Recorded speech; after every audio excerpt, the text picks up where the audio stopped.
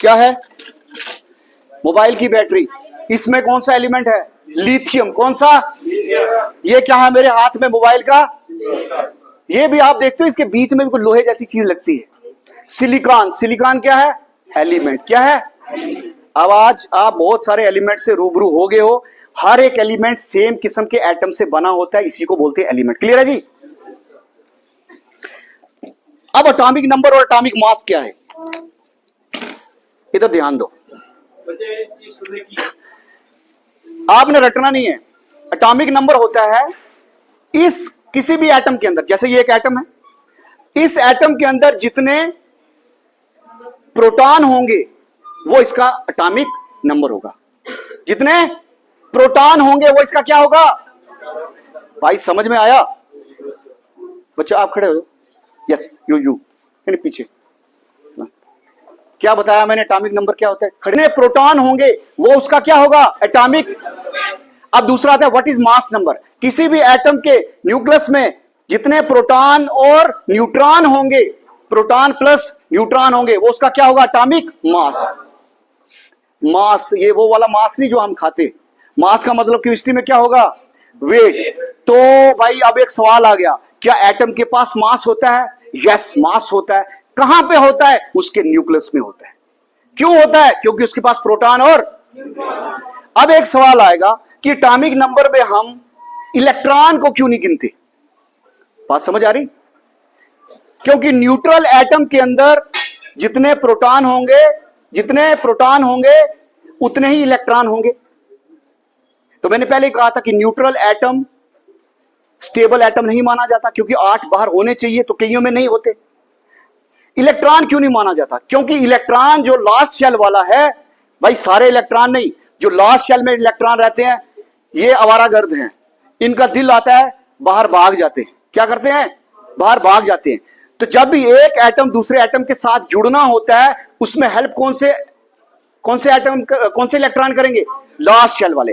तो इलेक्ट्रॉन निकल भी सकता है। जैसे मैंने कहा, अगर किसी एटम के लास्ट शेल से इलेक्ट्रॉन बाहर चला जाएगा तो वो क्या बन जाएगा? आयन बन जाएगा। तो अगर इलेक्ट्रॉन का नंबर कम हो गया तो फिर हम इसको एटॉमिक नंबर, फिर तो चेंज आ गई ना। तो जो हमारे पास नंबर ऑफ प्रोटॉन है, it is the fundamental property of atomic number. Atomic number कभी भी बदला जा, हर एलिमेंट का एटॉमिक नंबर सेम होता है, मतलब अपना अपना होता है। यहां ये मतलब है। समझ गया बच्चों बात?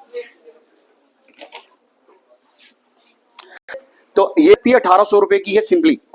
इसमें आप किसी भी कंपाउंड को बना सकते हो, मॉलिक्यूल को बना सकते हो। यहां पर ध्यान दें, पकोड़ा कटियायामा ने कहा, पकोड़ा कटियायामा ने क्या कहा? जो एटम होते हैं वो इस पृथ्वी पे अकेले भी रह सकते हैं और जुड़ के भी रह सकते हैं, फ्री स्टेट में भी और कंबाइंड स्टेट में भी। क्लियर है? ये सिर्फ एक बात किसने कही? पकोड़ा कटियायामा ने। उसके बाद आगे चलिए, फिर 2 महान साइंटिस्ट आते हैं, एंटोनी लेवोजियर और जोस प्रोस्ट। एंटोनी लेवोजियर और, कहानी समझ में आ रही है? मैं जो अभी आपको केमिस्ट्री पढ़ा रहा हूं, ये आपको मैं सीधा बोर मॉडल और quantum mechanical model of atom दिखा के वहां तक लेके जा रहा हूं। लेकिन स्टोरी के हिसाब से जब आप पढ़ेंगे, क्योंकि स्टोरी के हिसाब से आपको कहीं नहीं पढ़ाया जाएगा। सबसे पहले महर्षि कन्नड़, फिर आया उसके बाद डेमोक्रेटस, फिर आया पकोड़ा कटियायामा, और उसके बाद एंटोनी लेवोजियर। एंटोनी लेवोजियर ने कहा, हां दुनिया के अंदर एटम या तो अकेला रह सकता है या कंबाइन होके रहेगा। लेकिन याद रखो बच्चों, ये जो कॉम्बिनेशन है ये कोई साधारण कॉम्बिनेशन नहीं है। लेवोजियर ने कहा, जब एक एटम दूसरे एटम के साथ जुड़ता है उससे कोई नई चीज बन जाती है। इसको हम बोलेंगे केमिकल रिएक्शन। क्या बोलेंगे? अब सवाल आता है, व्हाट इज केमिकल रिएक्शन? हम सोचना शुरू हो जाए, क्या लाइनें बनाएं भाई। जब एक एटम दूसरे एटम के साथ जुड़े, कोई नई चीज बन जाए, उसको बोलते हैं केमिकल रिएक्शन। नई चीज बननी चाहिए। ठीक है, समझ में आ रहा है? जैसे ऑक्सीजन का फार्मूला बोलिए, O2। ये एक ऑक्सीजन का एटम है, ये दूसरा ऑक्सीजन का एटम है। तो जब एक ऑक्सीजन का एटम दूसरे ऑक्सीजन के एटम के साथ जुड़ गया तो नई चीज बनी कि नहीं बनी? क्या बन गया? ऑक्सीजन मॉलिक्यूल बना कि नहीं बना? ये कॉम्बिनेशन जो है, इसलिए उसने कहा ये कॉम्बिनेशन को साधारण कॉम्बिनेशन नहीं है, केमिकल कॉम्बिनेशन। समझ आगे, समझ केमिकल रिएक्शन क्या होता है। दूसरी चीज उसने कही, जब भी एक एटम दूसरे एटम के साथ जुड़ता है, आगे ध्यान देंगे, मुझे पता है गर्मी बहुत है, मुझे भी लग रही है, क्योंकि अगर फैन लगाएंगे आवाज आप तक नहीं पहुंचेगी। जब भी बच्चों एक एटम दूसरे एटम के साथ जुड़ता है वो कुछ लॉज को फॉलो करता है, कुछ रूल को फॉलो करता है। वो रूल क्या थे? वो थे laws of chemical combination. 11th में पढ़ेंगे, 9th में पढ़ेंगे laws of chemical combination. Lavoisier ने कहा एक एटम जब दूसरे एटम के साथ जुड़ता है कुछ लॉज फॉलो करता है, हर बार हमें वही चीज दिखती है। तो वो 3 लॉज थे, law of constant proportion, law of conservation of mass और लॉ ऑफ मल्टीपल प्रोपोर्शन। ठीक है, तो जो पहला लॉ था law of constant proportion, law of conservation of mass, पहले इसको ले लेते। कहा कि अगर हम एक एटम जब दूसरे एटम के साथ जुड़ता है तो नई चीज बन जाती है। जो एटम जुड़ेगा उसको रिएक्टेंट बोलेंगे और जो बनेगा उसको प्रोडक्ट बोलेंगे। बच्चे समझ में आ रही? जब एक एटम दूसरे एटम के साथ जुड़ेगा, जो जुड़ने वाला जो एक जुड़ेगा दूसरे के साथ, जो पहला होगा वो रिएक्टेंट होगा, जो बनेगा वो क्या होगा? प्रोडक्ट। पहले जब हम इन दोनों का बाद में मास देखेंगे, पहले इसको तोड़ लेंगे, फिर इसके साथ रिएक्शन कराएंगे, फिर जब प्रोडक्ट बनेगा प्रोडक्ट का भी मास देखेंगे, तो दोनों का मास सेम होगा। क्या होगा? बात समझ में आ गई? इसको देख के कंसेप्ट समझ में आ गया? इसको देख के आ रहा है समझ? दूसरा क्या है? Law of constant proportion. भाई ये लॉ हमें कंफ्यूज करता है। जब भी आप मॉलिक्यूल और कंपाउंड की डेफिनेशन पढ़ोगे, अभी इधर ही समझ लेंगे। पहले मैं आपको मॉलिक्यूल और कंपाउंड की डेफिनेशन समझाता हूं, फिर हम आगे बढ़ेंगे। एटम आपको क्लियर है, आयन आपको क्लियर है, आइसोटोप क्लियर है, ठीक है। अब मॉलिक्यूल क्या है? कोई किसी बच्चे को पता? ये बोल रही सेम एटम, ठीक है। और को बच्चा? अब ध्यान से देखिए, यहां गलती कर रहे हैं। जब 2 या 2 से ज्यादा एलिमेंट के, गौर से सुनेंगे, जब 2 या 2 से ज्यादा एलिमेंट के, सेम एलिमेंट भी हो सकता है और डिफरेंट एलिमेंट के एटम आपस में जुड़ते हैं, उसको हम बोलते हैं मॉलिक्यूल। जब 2 या 2 से ज्यादा सेम या डिफरेंट एलिमेंट के एटम आपस में जुड़े, उसको क्या बोलेंगे? जब 2 या 2 से ज्यादा सिर्फ डिफरेंट किस्म के एलिमेंट के एटम आपस में जुड़ेंगे, वो होता है कंपाउंड। बात समझ में आ गई? समझ में आई? नहीं आई? मॉलिक्यूल अब बताता हूं एग्जांपल से। कोई एक बच्चा आ जाए यहां पे, बॉयज में से आप आ जाओ। जो बच्चा खुद आना चाहता है वॉलंटरी, शाबाश, आ जाए आगे। फिजिक्स में एक चीज आती है इनर्शिया। क्या आती है? इस दुनिया में हर चीज के पास इनर्शिया है। उसका इनर्शिया कहता है उसको कहीं नहीं जाना। तो बच्चों आपका कसूर नहीं है, आपका इनर्शिया आपको आगे नहीं आने दे रहा। जो बच्चा खुद आना चाहे, कोई गर्ल्स में आप आ जाओ बच्चा, आप आ जाओ। देखो मैं एलिमेंट के एटम से जुड़ा हूं। देखो ये था एक ऑक्सीजन का एटम, ये है दूसरा। आप जोड़िए इनको फटाफट फटाफट।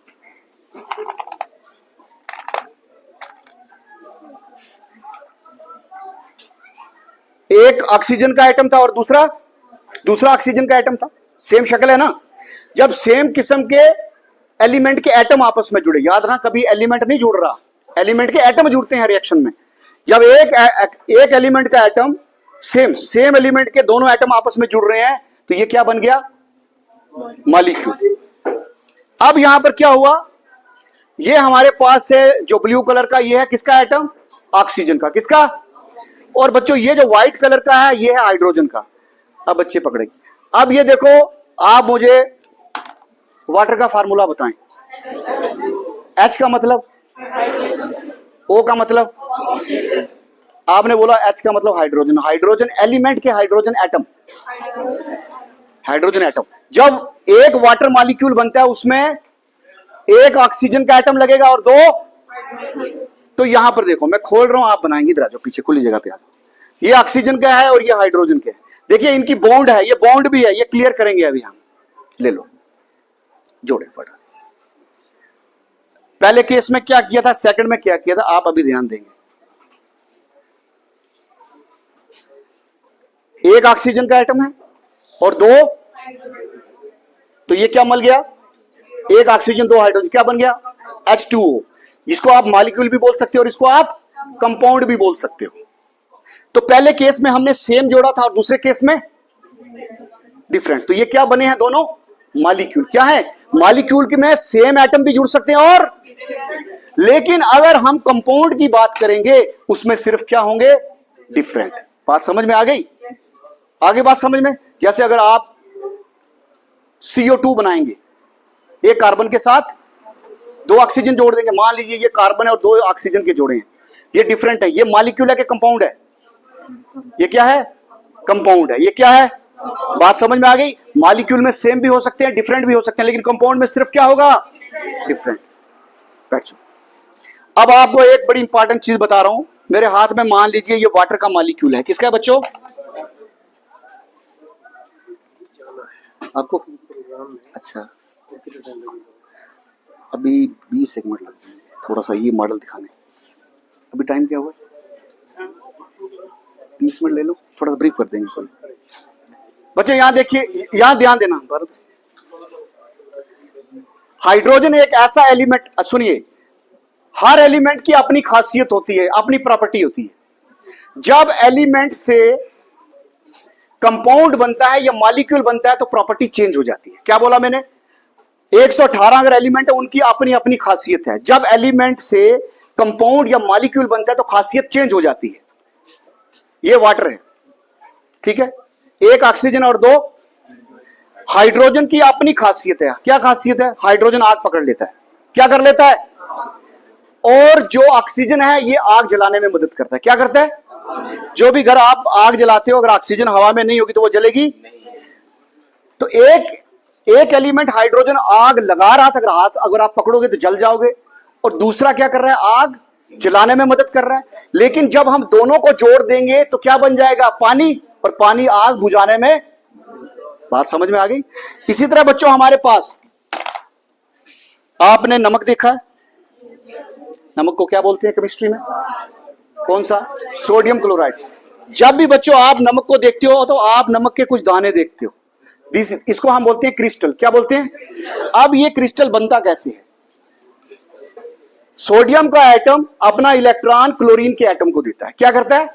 सोडियम का एटम अपना इलेक्ट्रॉन क्लोरीन को देता है, क्योंकि सोडियम के एटम के लास्ट शेल में 1 होता है और क्लोरीन के 7 होते हैं, तो ये 1 दे देगा और वो,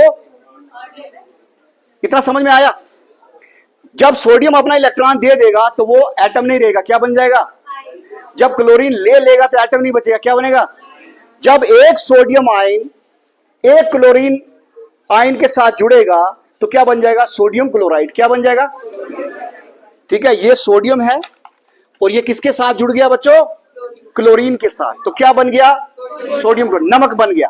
फिर ऐसे कई सोडियम क्लोराइड एक खास पैटर्न के साथ एक दूसरे के साथ जुड़ते हैं, जिससे क्रिस्टल बन जाता है। क्या बनता है?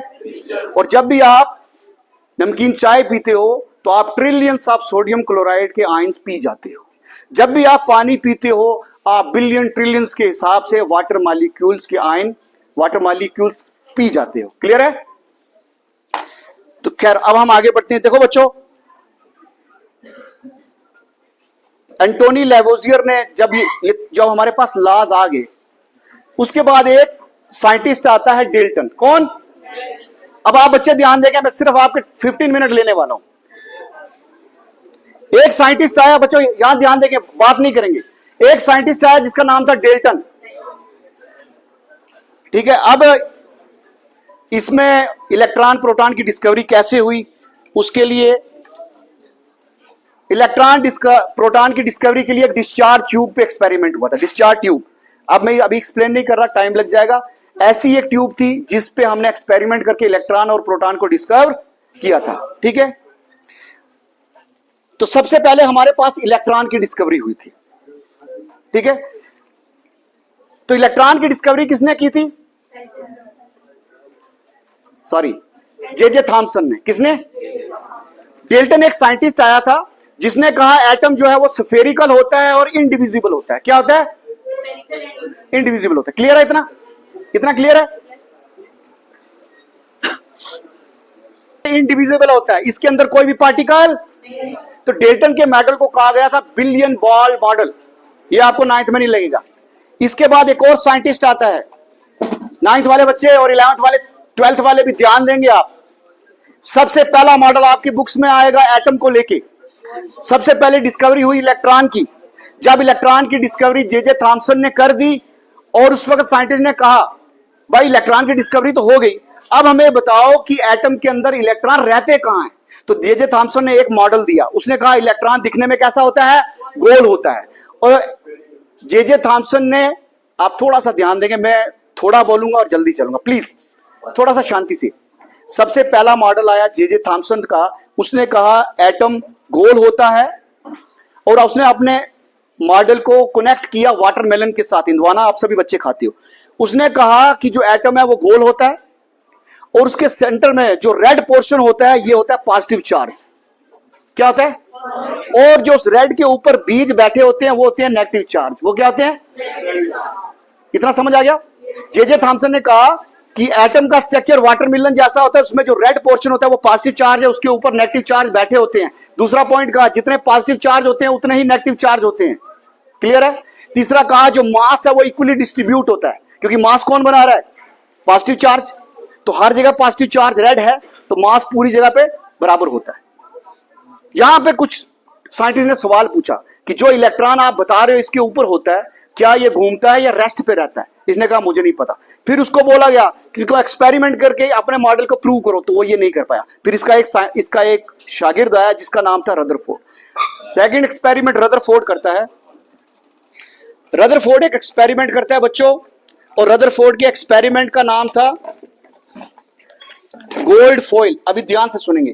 रदरफोर्ड के एक्सपेरिमेंट का नाम था gold foil, alpha particle gold foil scattering experiment. क्या था? रदरफोर्ड ने अपने एक्सपेरिमेंट के लिए क्या किया? अल्फा पार्टिकल लिए, गोल्ड फॉइल सोने की एक पतली शीट ली, ठीक है। इस एक्सपेरिमेंट से दो चीजें डिस्कवर हुई, प्रोटॉन और एटम का न्यूक्लियस। प्रोटॉन और एटम का। अब सवाल आता है कि एटम के अंदर प्रोटॉन किसने डिस्कवर किया, न्यूक्लियस किसने डिस्कवर किया? किसने किया? रदरफोर्ड ने। उसके एक्सपेरिमेंट का नाम क्या था? Gold foil alpha particle scattering experiment. बात समझ में आ गई? थोड़ा सा ध्यान देंगे। अब उसने क्या किया था? एटम के ऊपर, ऐसे एटम के ऊपर क्या छोड़े थे? Alpha particle. क्या छोड़े थे? अल्फा पार्टिकल पॉजिटिव चार्ज होता है बच्चों। क्या होता है? जब वो अल्फा पार्टिकल को छोड़ेगा अंदर, तो बीच में रेड पोर्शन पॉजिटिव चार्ज है, तो अल्फा पार्टिकल क्या होना चाहिए? बेंड होना चाहिए। होना चाहिए कि नहीं? पॉजिटिव पॉजिटिव की तरफ बेंड होगा, और पॉजिटिव नेगेटिव की तरफ भी क्या होगा? बेंड होगा। समझ में आया बात? रदरफोर्ड ने कहा कि जे थॉमसन ने जो मॉडल दिया उसके हिसाब से जब अल्फा पार्टिकल इसके अंदर जाएगा तो दोनों कंडीशन में अल्फा पार्टिकल को बेंड होना चाहिए। लेकिन मेरे एक्सपेरिमेंट में ऐसा दिख रहा है कि इसमें 99% अल्फा पार्टिकल सीधे जा रहे हैं। क्या कर रहे हैं? सीधे जा रहे हैं। यहां पे ध्यान दें, यह है एटम। अल्फा पार्टिकल को छोड़ा, सीधा जा रहा है, सीधा जा रहा है, सीधा जा रहा है, सीधा जा रहा है। कुछ पार्टिकल बेंड होके जा रहे हैं और कुछ मुड़ रहे हैं। यह रदरफोर्ड को एक्सपेरिमेंट में नजर आया। बात समझ गए? अब उसने अपने टीचर जे थॉमसन से क्वेश्चन पूछा कि सर आप तो बोल रहे थे ये सारे में पॉजिटिव चार्ज, अगर सारे में पॉजिटिव चार्ज होता फिर 99% बेंड करके जाते, मुझे तो सिर्फ 1% इसमें 99% सीधे निकल रहे हैं, और हर 12,000 अल्फा पार्टिकल में सिर्फ एक पार्टिकल वापस मुड़ रहा है, और उसमें कुछ बेंड हो रहे हैं। कहता भाई मुझे तो नहीं पता। फिर इसने क्या किया? फिर इसने प्रूव किया। कैसे प्रूव किया? इसने कहा एटम बीच से खाली होता है। क्या होता है? और उसके सेंटर में न्यूक्लियस होता है। तो पहली बार न्यूक्लियस की डिस्कवरी हुई। और कहा प्रोटॉन कहां होते हैं? न्यूक्लियस में। पहले वाले ने क्या कहा था? प्रोटॉन पूरे में होते हैं। इसने क्या कहा? न्यूक्लियन कहां होते हैं? प्रोटॉन कहां होते हैं? न्यूक्लियस में। अभी तक न्यूट्रॉन की डिस्कवरी नहीं हुई, सिर्फ प्रोटॉन की बात की इसने, न्यूक्लियस की बात की। तो पहला कहा, उसको पूछा कि सीधे क्यों निकल गए? उसने कहा एटम बीच से खाली होता है इसलिए सीधे निकल गए। फिर कहा कि ये मुड़े क्यों थे? उसने कहा जो मुड़े थे ये अल्फा पार्टिकल पॉजिटिव या न्यूक्लियस के पास से गुजर रहे थे, तो पॉजिटिव पॉजिटिव को क्या कर गया? रिपेल कर गया। तीसरा कहा कि भाई पूरा वापस क्यों आया? उसने कहा न्यूक्लियस प्रोटॉन होने के कारण काफी डेंस था, जैसे ये पार्टिकल इससे टकराया तो वो वापस मुड़ गया, क्योंकि यहां भी रिपेलिंग हुई। अब इसका जो एक्सपेरिमेंट है बच्चों, उसका एक्सपेरिमेंट का सेटअप कुछ इस तरीके के साथ। ये उसने एक बॉक्स लिया था जिसको लेड बॉक्स बोला गया था, और इससे अल्फा पार्टिकल निकलते थे। तो ये थोड़ा सा मैंने खुद ही बनाया। ये उसने सोने की शीट ली थी, पीछे एक स्क्रीन ली थी। तो क्योंकि पार्टिकल दिखते नहीं है, स्क्रीन के ऊपर हमने एक केमिकल चढ़ाया होता है, केमिस्ट्री में आप पढ़ेंगे जिंक सल्फाइड। तो जिंक सल्फाइड को यहाँ पे चढ़ाया होता है। अब यहाँ पर अल्फा पार्टिकल छोड़ रहा हूं मैं, ठीक है। अल्फा पार्टिकल को छोड़ रहे हैं, कुछ सीधे जा रहे हैं, कुछ डाइवर्ट हो रहे हैं, कुछ वापिस आ रहे हैं। इस एक्सपेरिमेंट के बाद रदरफोर्ड ने अपना एक मॉडल दिया था। क्या किया था बच्चों? श्योर। रदरफोर्ड ने क्या कहा कि एटम गोल होता है, उसके सेंटर में न्यूक्लियस होता है, बीच में क्या होता है, प्रोटॉन होते हैं और बाहर इलेक्ट्रॉन होते हैं। अभी न्यूट्रॉन डिस्कवर, बस इतना कहा। एक चीज इंपॉर्टेंट कही कि इलेक्ट्रॉन क्या करते हैं, न्यूक्लियस के बाहर गोल गोल घूमते हैं। जब उसने ये कहा कि गोल गोल घूमते हैं, उसके लिए परेशानी खड़ी होगी। बोलता कैसे घूमते हैं? कहता है जैसे प्लैनेट सन के इर्द गिर्द घूमते हैं, ऐसे घूमते हैं। उस वक्त एक फिजिक्स का साइंटिस्ट था मैक्सवेल। मैक्सवेल की एक थ्योरी थी, इलेक्ट्रोमैग्नेटिक वेव थ्योरी। मैक्सवेल ने कहा जब भी कोई पार्टिकल गोल गोल घूमता है, वो अपनी एनर्जी को लूज करता है। एक टाइम आता है पार्टिकल खत्म हो जाता है। लेकिन यहां पर पूछा गया कि आप बताइए रदरफोर्ड साहब, तुम्हारा इलेक्ट्रॉन जब इसमें गोल गोल घूमेगा, अगर वो एनर्जी लूज करेगा, वो एक टाइम में न्यूक्लियस में गिर जाएगा, एटम तबाह हो जाएगा। लेकिन दुनिया में एटम तबाह नहीं होता। अगर एटम तबाह हो जाएगा, फिर हमें इतनी चीजें नहीं दिखाई देंगी। तो उसका मैक्सवेल की थ्योरी के हिसाब से ये था। ये भी एक टीएलएम है, आप देखिए। जब कोई चार्ज पार्टिकल अगर एनर्जी को लूज करेगा, धीरे धीरे उसका दायरा कम होता जाएगा। उसने बोला था स्फेरिकल होता है ऑर्बिट, और ये स्पाइरल बन रहा है। तो जब इलेक्ट्रॉन मूव करेगा, अगर एनर्जी लूज करे, तो एक टाइम में आएगा, धीरे धीरे धीरे आके किस में गिर जाएगा, न्यूक्लियस में गिर जाएगा। लेकिन ऐसा होता नहीं है। अब इस सवाल का जवाब रदरफोर्ड नहीं दे पाया। तो फिर आया रदरफोर्ड का एक स्टूडेंट जिसका नाम था नील बोर। आज हम इस मॉडल को मानते हैं। ये है बच्चों नील बोर का मॉडल, ठीक है। ये भी वर्किंग है, आप देखिए। इसने क्या कहा, मैं शुरू में आपको बता चुका। इसने कहा एटम गोल है, सेंटर में प्रोटॉन, सेंटर में क्या है, प्रोटॉन है, बाहर इलेक्ट्रॉन है। बोर मॉडल तक भी न्यूट्रॉन की डिस्कवरी नहीं हुई थी, बाद में हुई। तो बाद में उस कंसेप्ट को हमने इधर डाल दिया। आपकी बुक में ये आएगा, लेकिन कंफ्यूज हो जाएंगे आप, इसलिए बोल रहा हूं कि आपकी बुक में आएगा कि प्रोटॉन भी है, न्यूट्रॉन भी है, लेकिन बोर तक हमारे पास न्यूट्रॉन की डिस्कवरी नहीं हुई थी। ये देखिए, इसमें बहुत सारे शेल का कंसेप्ट बोर ने दिया।